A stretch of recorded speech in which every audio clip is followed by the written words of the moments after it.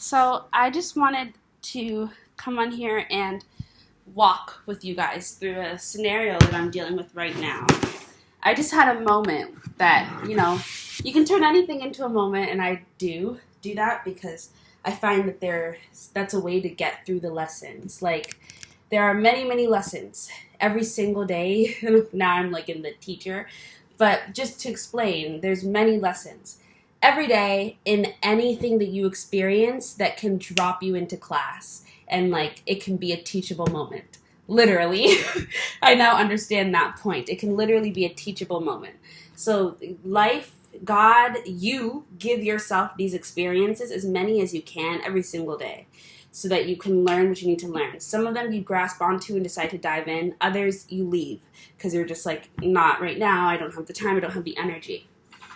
So I'm somebody, and that might also be characterized as somebody who romanticizes life, but like romance in the sense that you just make life very real. So everything is an experience. Or that could be somebody who doesn't believe in coincidences. I'm someone, I don't believe in, I know that coincidences exist as a way of living and as an experience you can have, but I don't use them from that standpoint where it's like you don't pay attention to the connection, because I find that it's really not helpful in trying to advance in this life and get to the point, to get to a better point, get to where you want to be. And that's always going to be a moving place, but I like to be moving. I like to be growing. So everything is a teachable moment for me. If that's not your vibe, not everything needs to be a teachable moment, and that's how you're supposed to do life. But this is how I do life. So I got a knock at the door, and I was like, huh? And I thought it might be my sister or my dad. It ended up being a woman who I think works in the building, and she was like, sweetie, you need to clean up. Like, you whatever you spilled, you need to go clean up. I had no idea what she was talking about. I haven't left the house today. I looked out the door, and before this, I couldn't feel that this ground was sticky around my door. So I was going to clean it up because I don't want to have any problems with any bugs.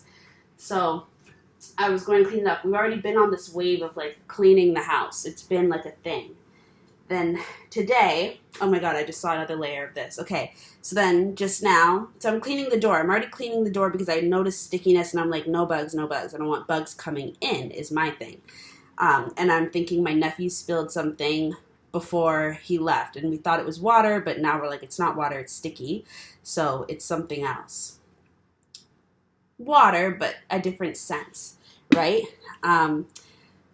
So I'm cleaning that. My sister leaves to go to work. I'm still cleaning it. I'm getting into this mode of kind of just wanting to clean up a little bit. I was cleaning the counters. Then I get this knock at the door, go to the door, open the door. This woman's like, you spilled something, you need to go clean it.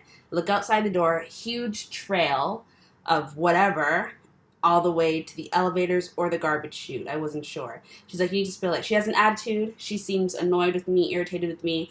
I'm from this point of like, I don't know what you're talking about. I haven't left the house. But then I'm thinking, okay, maybe it was my nephew. So I'm looking out there. I'm like, it's not my fault. In my own, energy, that's the voice that's wanting to come out. But I'm just trying to remain calm, ask questions so that I can see what I can do, and just breathe through it, even though I could, or I would like to have an attitude back and be like, well, I didn't do it. But, and she's looking at me like, how inconsiderate of you, how disgusting, you make a mess, you don't clean it up. She doesn't know that I didn't do it. And, she probably deals with people on the daily who make messes and don't clean them up and expect, don't have any care for other people living in their same building. She didn't know it was, my little baby nephew who, he's a kid, he doesn't understand things like that yet. He probably didn't even recognize, and my sister probably only saw when she got through the door, and it was just like, she's tired. She's a mother dealing with two children. One of them is literally 2 years old. The other is still a baby. Like, he's not even a year. So she's tired, right? She can't do it. There was no way for her to tell us about it. It was just too much. So I'm putting the pieces together now. The woman is so irritated with me. I'm trying to ask, is it by the elevator, or is it just to the garbage chute? Because we have a garbage chute on our side, and it's where the carpet ends. I can't clean the carpet. There's nothing I can do about that. I can clean the floor. So I'm thinking, do I need to go out there and actually do something? Or are you just telling me for next time? Or are you just trying to make me feel bad? Like, because I'm not cleaning the carpet. There's nothing you can do about that. So I just decide to go. I walk out there. I see the trail. I notice that the trail looks like an intentional path and kind of actually looks like a heart monitor, but part of me is like, I noticed this and I could spend time dropping in. There's a teachable moment here, I'm sure. But I need to go clean that thing. I just need to go see it, and then I want to go back inside. Like, I don't want to be out here like this. So I take note of the pattern that I saw with the spill, but ultimately I let it go in terms of, like, documenting it. Like, I could have gone and taken a picture, or I could have sat there and really looked at it. I'm trying to move. So I go through. I see it's actually a spill by the elevator, like I was asking, even though the woman was saying it's not by the elevators, it's by the garbage chute. She didn't know what she was talking about. It was. She was just irritated with me, so she wasn't wanting to answer my questions and be kind to me. And I get it, because she thought I made a mess, and I didn't, but that's life.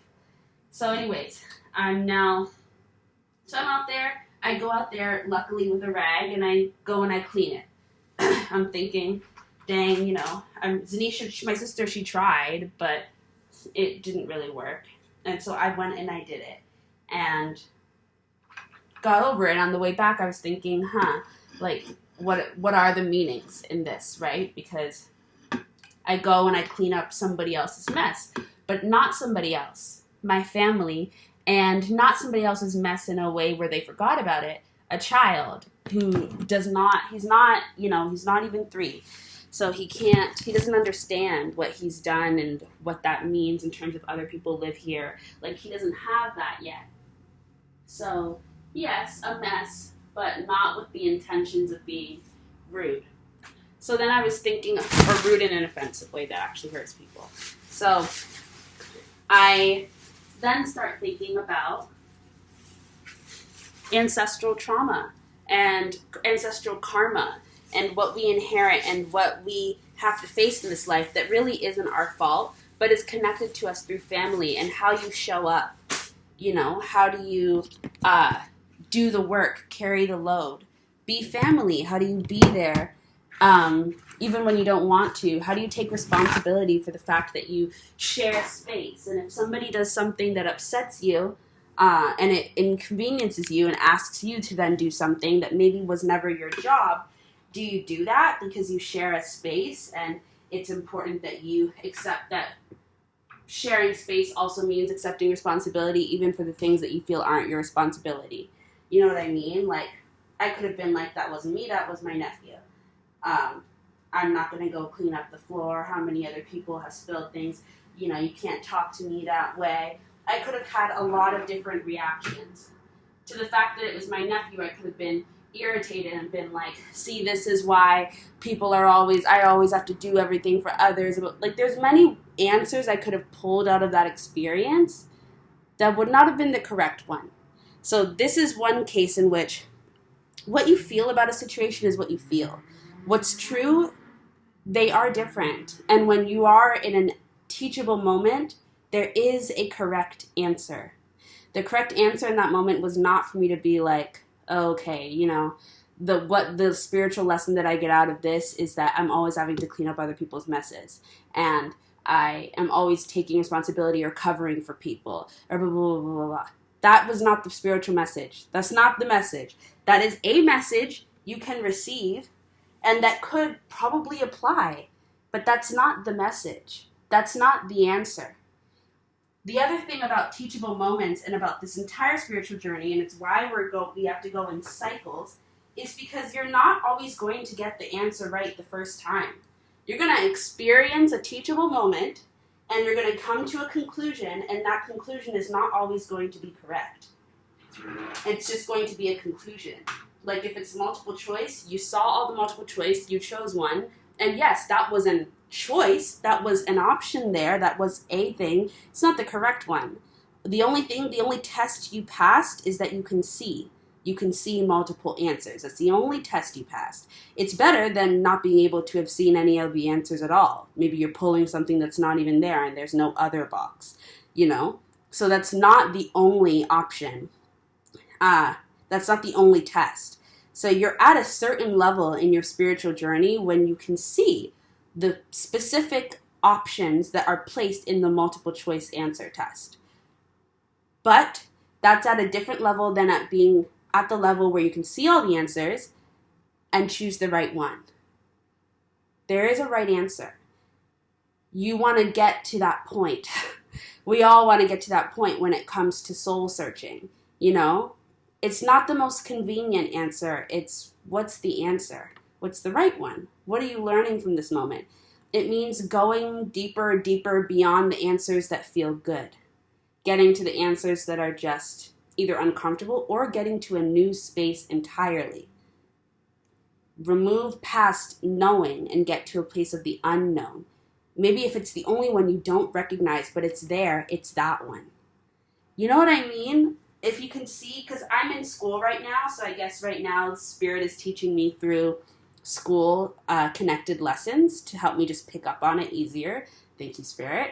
But yeah, so the multiple choice answer example came to mind, but it's a good one, isn't it? Like, it feels like a good one. And there's this energy of don't get thrown off track by the thumbs ups and by the alignment, dragon. It's like, you don't need, when you're on the path and you get an alignment notice, it's not a time to stop and be like, hey, woo, ah. Sometimes it is. Sometimes it's a pit stop.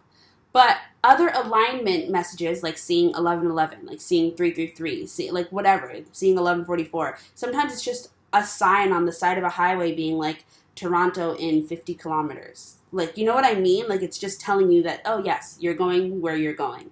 You don't, like, when you're driving, you don't stop and be like, oh, wow, Toronto in 50 kilometers? Well, I'm going to Toronto. Oh, wow, okay. Don't sit at what you already know and celebrate that. Go beyond that.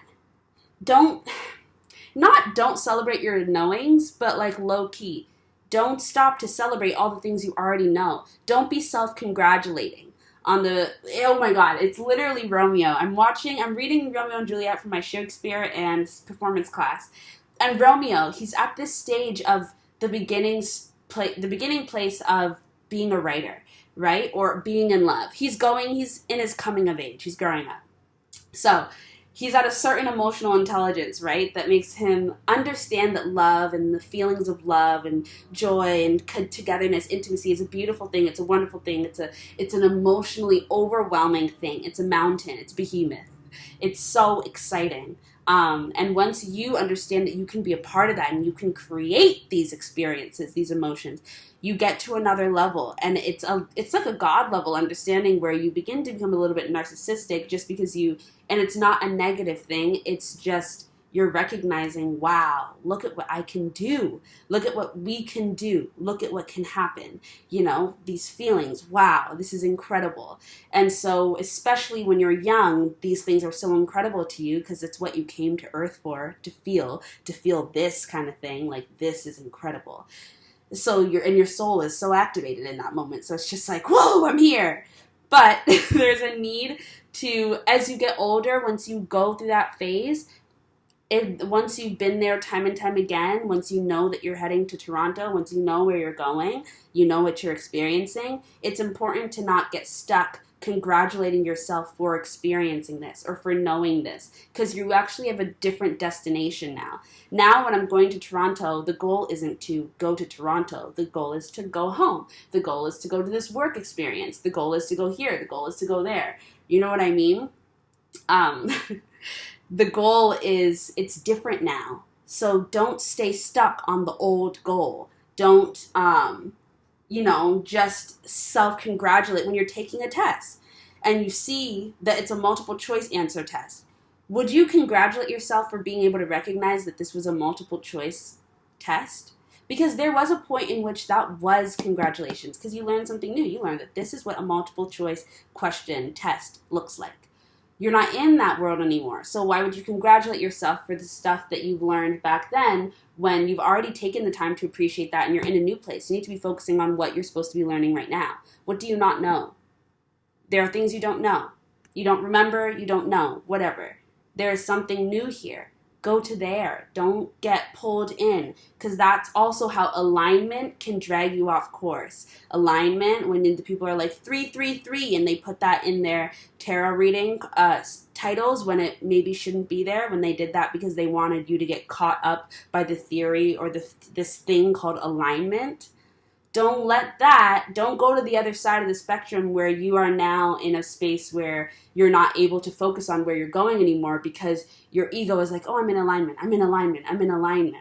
And actually, I don't know if it is your ego so much as I think it might be your soul, because I've been trying to move away from this one way of thinking where I'm like, it's always the ego. It can possibly be always the ego. In my world, things don't work that way. They're more complicated. That's just how I'm living this experience on earth. That's this timeline, that's this contract, I don't know, but I like to complicate things beyond the point of complication to a whole other level and then go beyond that, because that's where I find interesting answers. That's just me. So for me, it's like, I don't know if it is the ego. I think it's the soul, and I don't think there's anything to be upset with the soul about, because it's just how you're supposed to not be upset with the ego. The soul is trying to survive. For the soul, alignment is very important. Being aligned with your path is very important. It's soul survival. So it's whatever it is that is for the ego that makes you become egotistical. You become so soulful that you're so spiritual to a point where it's disingenuous because you're not even on the path. You're just in a space called spiritual. You know what I mean? It's something that we're dealing with a lot now. It's something that we all go through. It is the ego of the soul, and there's nothing wrong with it. And I don't even like that phrasing, because it's not the ego.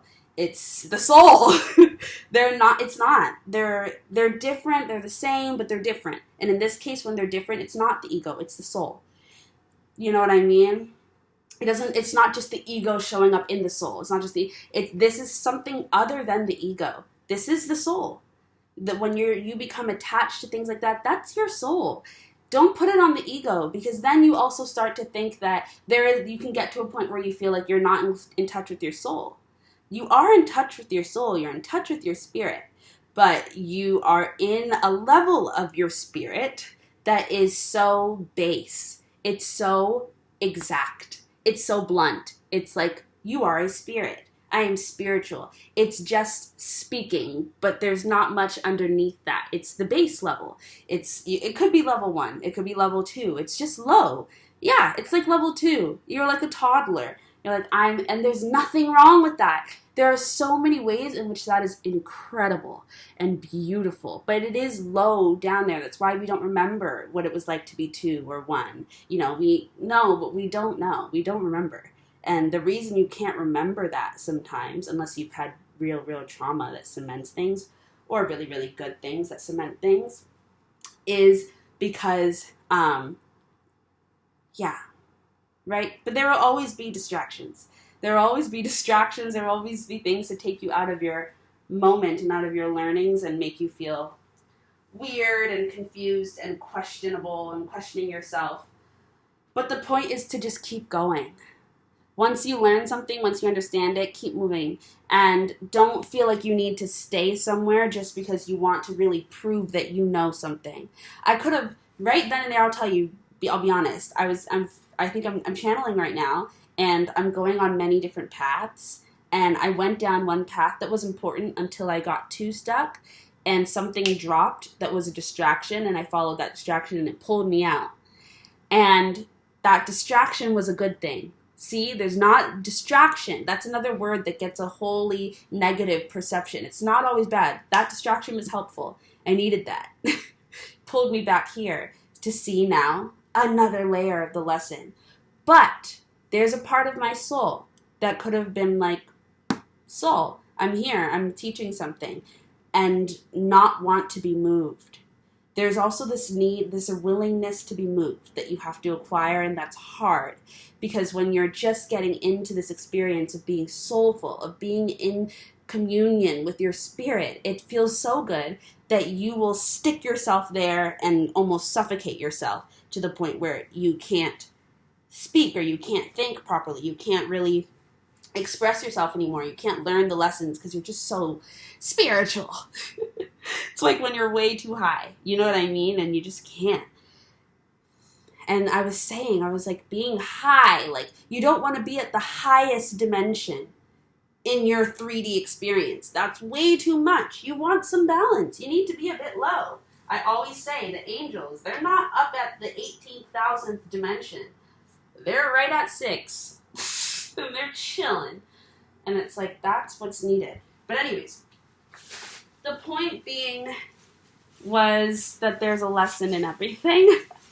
And to let your mind ramble, letting your mind wander, and not judging yourself for the lessons that come up or for the things. Use whatever word, term you want. I'm in school right now, so I've got like lessons and like that kind of terminology is how I'm speaking. And I do like teaching and things like that. And when I learn a new term, I do find that I use it a lot. I like to adopt new words. And it's funny because I used to judge myself for that. Like, and not even like used to as in like 10 years ago or like 5 years ago or like last year. I like judged myself about that like yesterday, I'm pretty sure. And just with the way that I speak and the way that I adopt new languages, I like to use new words. And especially if they apply to something specific that I'm then experiencing or talking about, I use it out. I wear it out. I like that. And that has been an experience I've judged myself for because I felt like I am like assimilating, or I'm just somebody who likes to dip their toes in all these different cultures or whatever. And it felt like I was being inauthentic. But that's also because I find shame in the position, or I have in the past. And I'm still dealing with this. So I found shame in the position of being the student. And I think that that was my Sagittarius energy. And I think that that was kind of my soul. There's a point where I could have saw that as my ego, but I think that's my soul. And I think what I'm doing right now is I'm getting to know the shadow of my soul. Just how we get to know the shadow of our ego, or the shadow of ourselves. Oh yeah, that's how, like, the ego and the self, the same. So just how you get to know the shadow of your soul, the shadow of yourself, you get to know the shadow of your soul as you progress into being self and soul. Soul-self, self-soul. When you get to that experience on Earth, you're not just the incarnating being now. You are a divine being also. Like, and incarnating beings are divine, but they're different. Like they're spiritual, and I think maybe the divine could be something else. So incarnating beings, at this point, we'll see if that changes. Incarnating beings are soulful, are spiritual, and that's mainly ego. And then when your soul grounds, some people come out soul already grounded. Some people come out soul nowhere to be found. Some people come with a little bit of both, right? The more that you come into full balance, soul incarnating being, you begin to access a new level of wholeness. But the point was the shadow. And when it comes to astrology, so if I'm a Cancer, my shadow is Capricorn. Also my sister, also myself, because you are the fullness. You are your own shadow. You are just as much as you are your own light, whatever. Your own self, your own soul. There's a shadow. And what we need, perhaps, is either the name of the soul's shadow or the name of souls. Because it could actually be that your soul is your shadow. And then your soul is like your soul's shadow. And then there's something else. Like, what is that name? I think that that's what we're learning. Like, what is the name of your soul's shadow's self? You know what I mean? What's that name? Because I think that the shadow for the soul is the soul. That's the name. And that would make sense because the sole of the foot, the bottom layer, the foundation. So it's a foundational experience to know your soul. What else do you know? What's the opposite? You know your Capricorn. Do you know Cancer? Do you know the name is Cancer? Do you know that energy yet? Go over there. You're staying at the beginning line. You need to walk forward, move forward. Go search that. That's the energy that you need to be focusing on. Go towards that level of thinking, okay? You know your soul. What is the sister of the soul? What's at that end? Go find that information. It's deeper and it's more exciting. And the more excited you become, the better.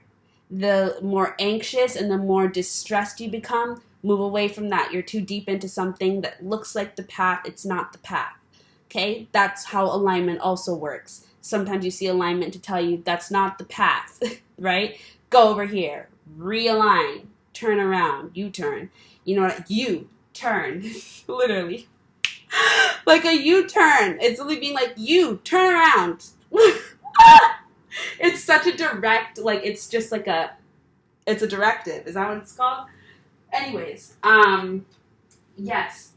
And I'll be honest with you, right then and there, I was able to click into the fact that that was for me. Like, I was speaking to me, and then it became really funny. Because it was like, oh my God, you're talking to me, but I'm talking to myself. But where is the, hold on. Oh, I forgot I gotta do all of this up here. Okay. What I'm looking for is the dustpan, and I just don't know where I put it.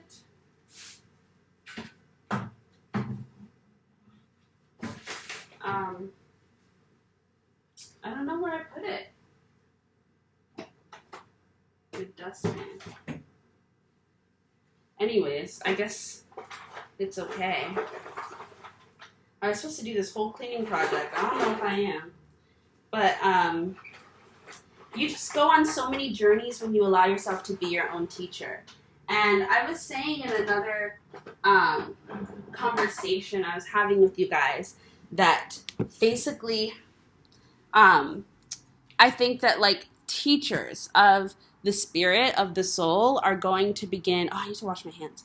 Teachers of the spirit and of the soul are going to begin teaching how beyond, like, not being teachers in the sense that I'm teaching you something new, but now I don't know what to call it.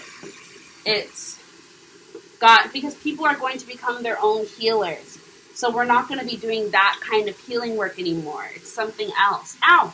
Shoot. I'm struggling to find the words. I don't know if I have the word yet for it. So if somebody else does, let me know. I don't know if I have the word yet for it. Maybe that's something that I'm supposed to work on. But yeah, we're coming into a state where teaching is a little different. It's almost like you're not a teacher anymore because the student has become the teacher. So then it's like, okay, well, what are you? I think that's what it is, actually. And yeah, someone was talking about this. Some other reader was talking about this. But you're not this anymore. Oh, everything we've been talking about. You're not the teacher anymore. Because your student has been taught. So now you're the student again. Remember I was saying I felt a lot of shame around adopting words, but now I'm literally a student. Like I've just went back to school, and now I've been like joining random Zoom sessions that are just teaching about certain things, and I signed up for a branding class. Like I'm a student right now. I'm for real a student. And I think that whatever job I take next is going to need to have student energy. So I kind of have an idea of what that might be, and there might also be other options. But the point being that what happens when the teacher retires and becomes a student, right? Like what does that look like as your sole purpose on earth? And I feel like it's a purpose that literally it's like a contract you sign like in the middle of your incarnation. It's like literally agreeing to switch your soul contract, to end your contract. You end your contract that you came into this life with, and so you enter a death state, but you're not dead, like you're still alive. And now your new contract is being written. What are you going to write on your fucking contract? I've literally, okay, it's hard. I'm like nervous right now. And it's a different type of nervous. It's not the type of nervous that you really feel like I'm nervous. It's not anxious. It's just like an unsure nervousness because you feel like you've just said something really cool, but you're like 12 and you're unsure. So it's like a little different. Or like you're at a meeting and you're unsure. Like, you know, but you're like, I don't really know. And like, I kind of feel stupid, but like, I know, but like, I don't really know. Like, it's that kind of nervousness. But I feel like I've just explained something to myself that I think is really interesting and cool. And I have just done that, and now I'm trying to remember what it was that I was saying. I was saying that you are becoming your death state. It's your death state on Earth. So for a while, I've been saying that I'm going to spiritual court because, and that I want to have a portal here on Earth that speaks to the spiritual realm, speaks to the cosmos in a more grounded way, like Star Trek. Hold on.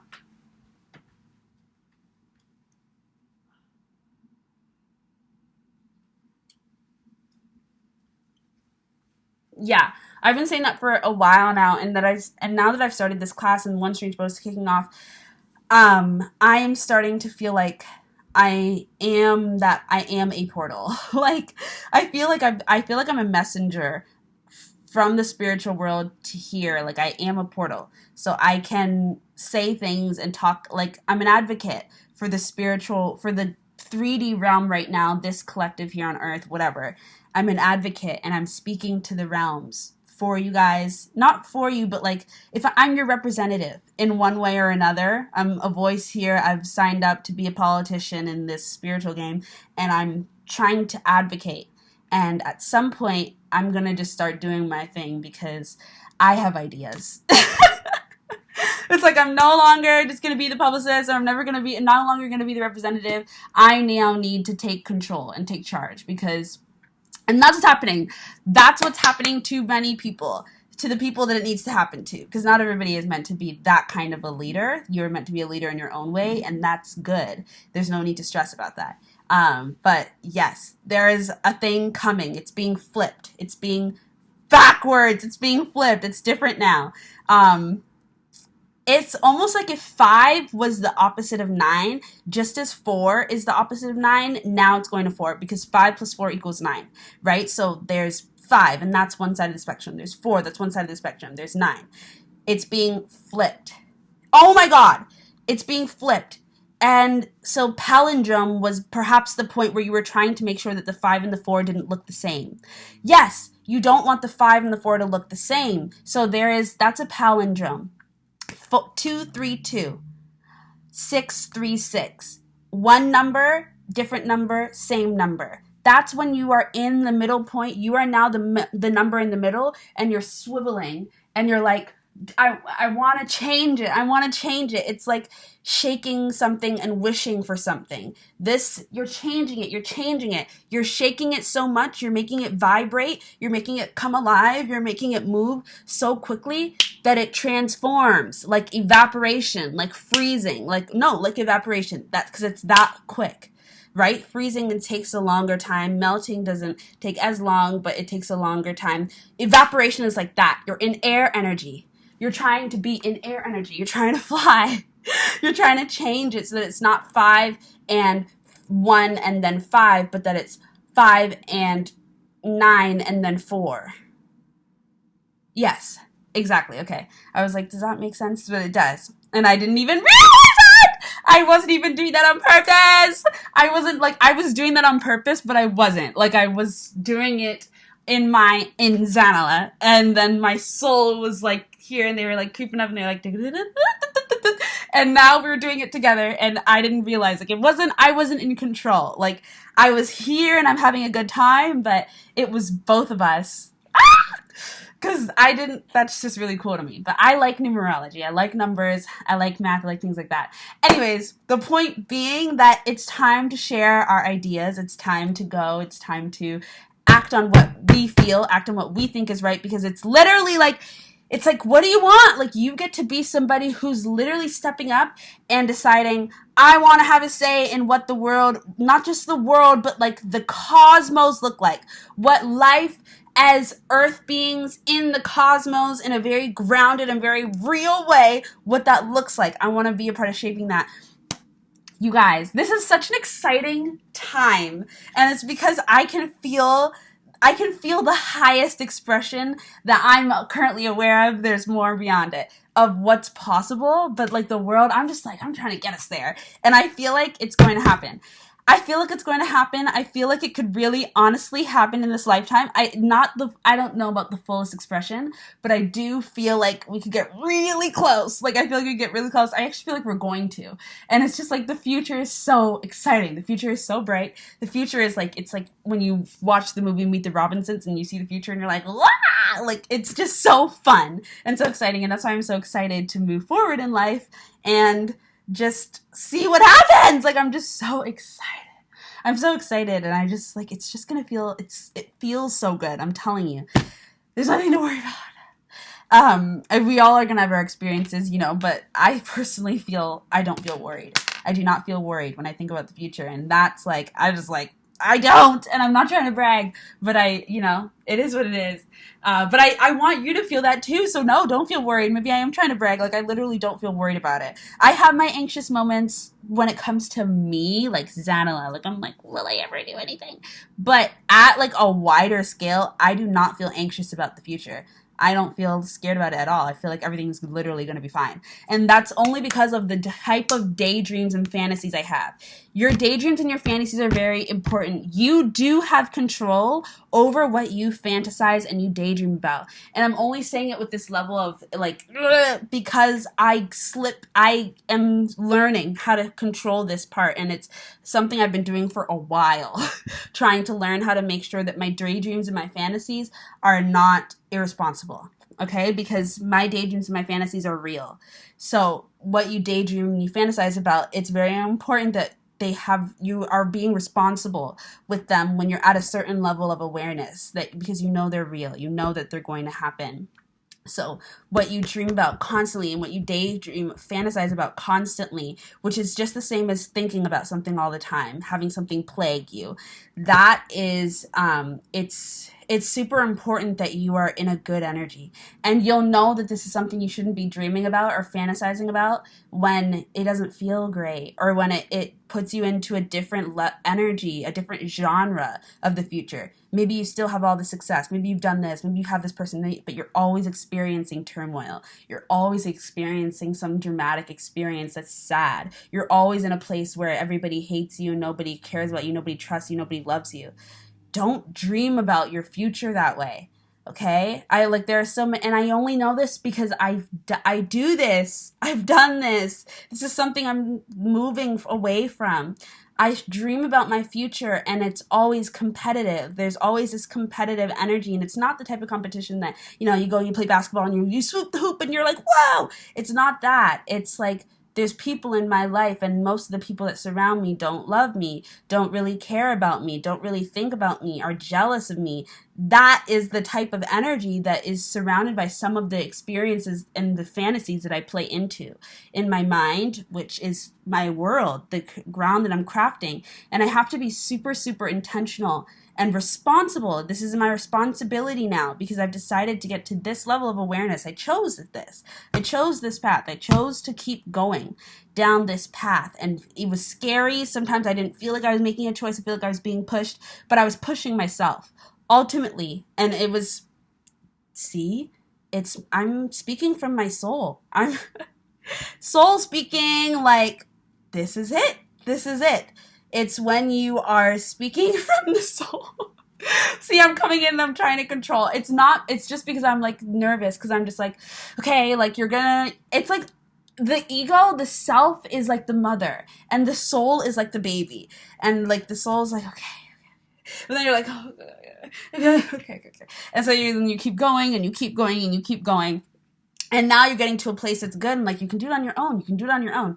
You can walk, you can stand. You don't need the over heightened protection, but the mom's still just like, and it's love, it's care. You love yourself. That's why you do things like that. You're scared. You're nervous. You don't know what's going to happen. Let go. You need to let go. You need to let your soul walk beside you. Okay? You're not leading on your own anymore. You're still there. You will always be here. You are the body. You are the home. You are the reason. Like, you are the God. You are the God in this situation. You get it. Okay, you created this. You've been here from the beginning. You've seen it all. Such early beginnings you can't remember. And so it's so painful when people ask you where you came from. I don't fucking know. I can't remember. Could we help that be remembered? Maybe. Are we going to do that? I don't know. That's a whole other thing. And I'm so... Okay. And so, anyways, what I was going to say is that you're walking alongside your soul. Yes, you're walking alongside your soul. Let that happen. Let that happen. Let yourself move with grace and anxiousness and excitement and nervousness and all of these things. Let it happen. Don't try and don't try and carry it. You don't need to carry it. Let it go. 10 of Wands. You don't need to hold all the ideas. You can let it go. I've always been so confused by wands because I'm just like, it's creativity. Like 10 of Wands, but it's just, some ideas just need to be let go of. Let the fantasy go. Let the dream go, okay? It's okay. You at one point fantasized about things that other people would consider toxic.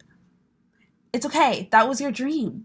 I understand it because I've also experienced that. It's been my dream to have people that in my past that I feel like didn't understand me or didn't appreciate me or even did and are just there because maybe I made a mistake and you know what I mean. But like having fantasies about those people then seeing you in your height and in your glory and them being like, oh my God, and like them being like, that's a fantasy we've all had, okay? I've had it. I have it all the time. I'm working through it. And you just have to let it go. You just have to let it go. And I understand why it's a dream, why it's a fantasy, because it fills something in you. But what you're searching for to fill that is not this. Something else. It's something else. It's the truth of that. It's actually being there. It's actually doing it. But if you want to actually do it, what energy do you want attached to that? Because then you haven't moved. You're in it, but you haven't moved. So now you have to dream even bigger. And that is a lot. Like, there is a certain point where it's too much dreaming. It's too much dreaming.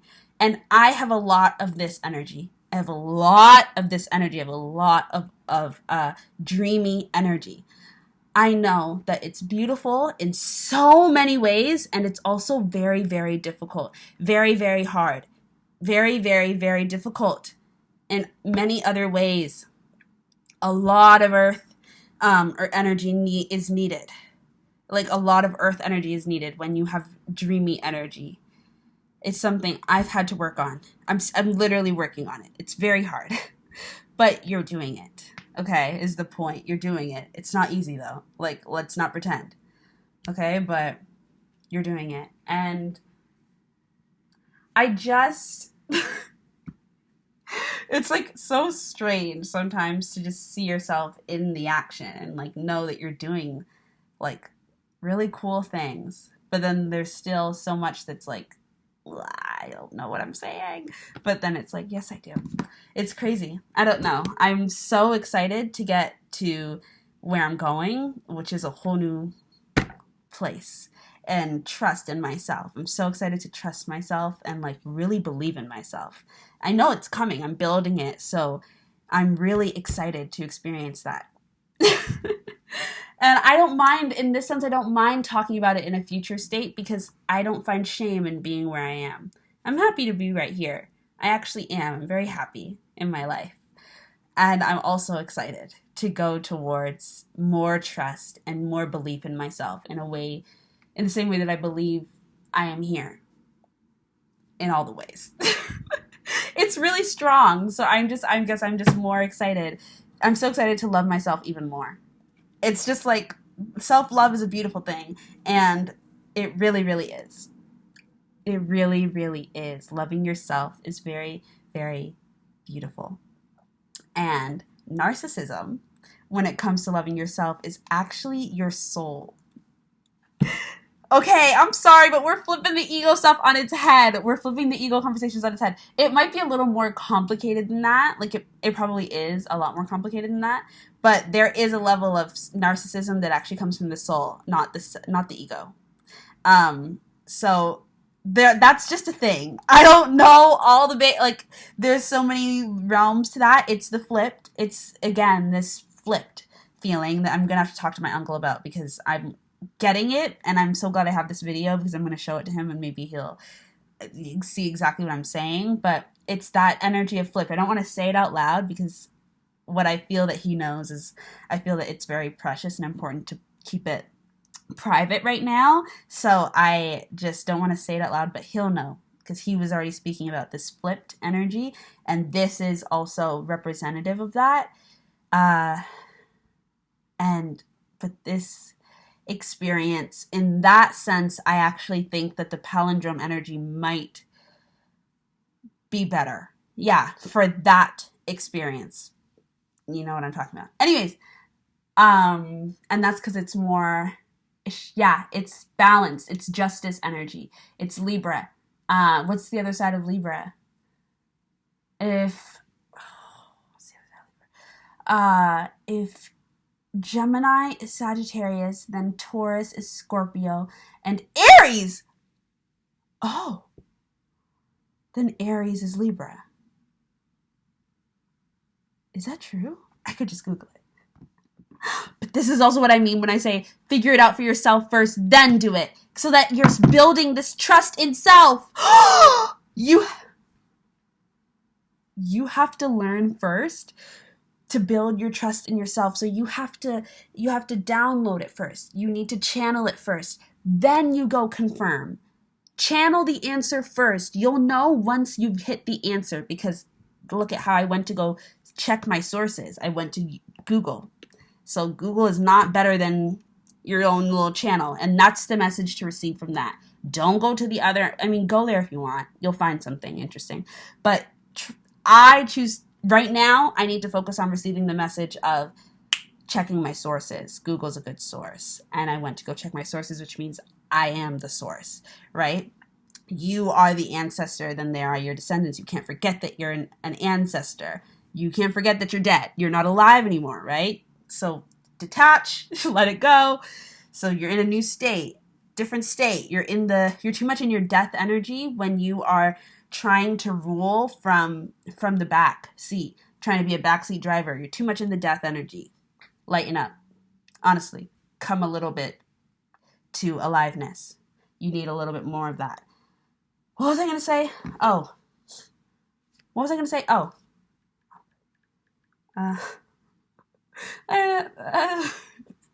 That's a glitch.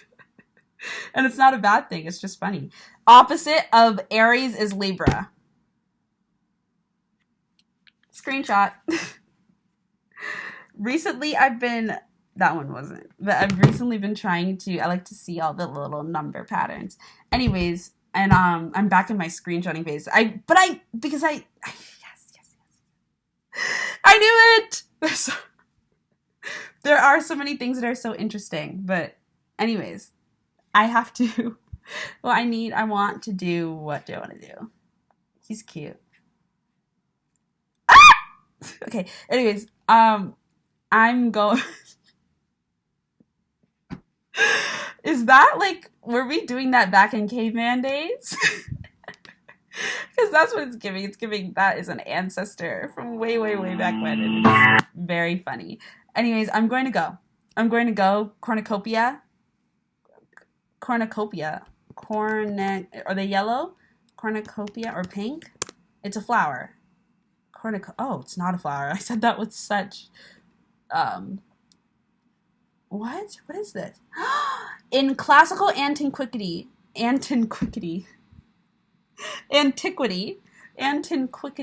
I think that's such a cute word. Antiquity.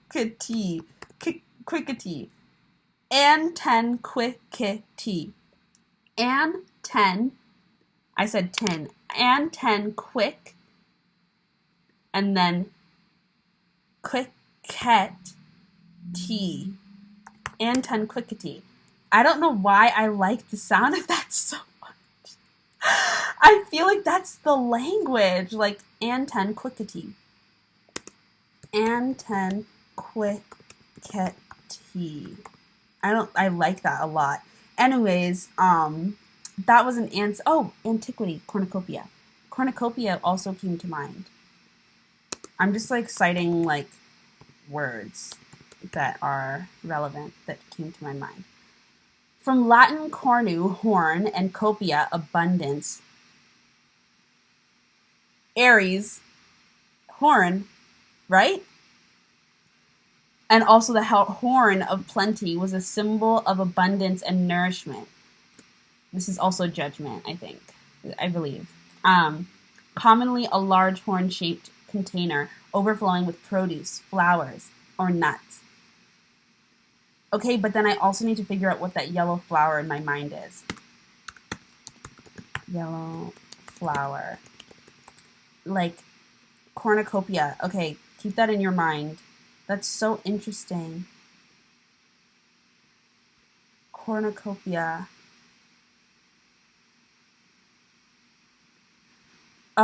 Zodiac sign.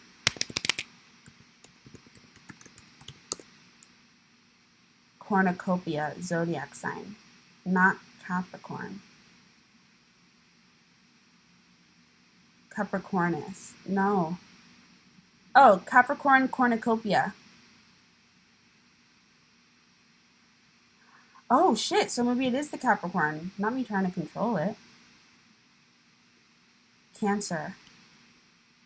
Libra. Thing. Oh, the past! Because Capricorn is my south node. Okay. That's something that I'll literally need to, like, go back and... Okay. That's, like, a different lesson. That's, like, the level of a lesson that I'm, like... That's where I'm, like, no, thanks. I don't want a teachable moment. So I'm, like, what the hell? Oh. Aww. Okay, fine. Congratulations, Bridget. Very, very, very happy for you. Healthy for you. I'm healthily happy for you, seriously. Okay, anyways, we go together. What the hell is that? Ugh.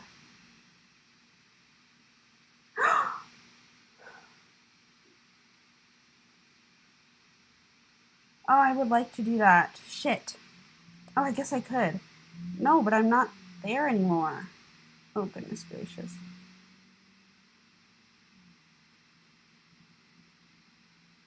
Honestly, I would really like to do that. Okay, hold on. Oh, shit. Okay, anyways, bye. See ya.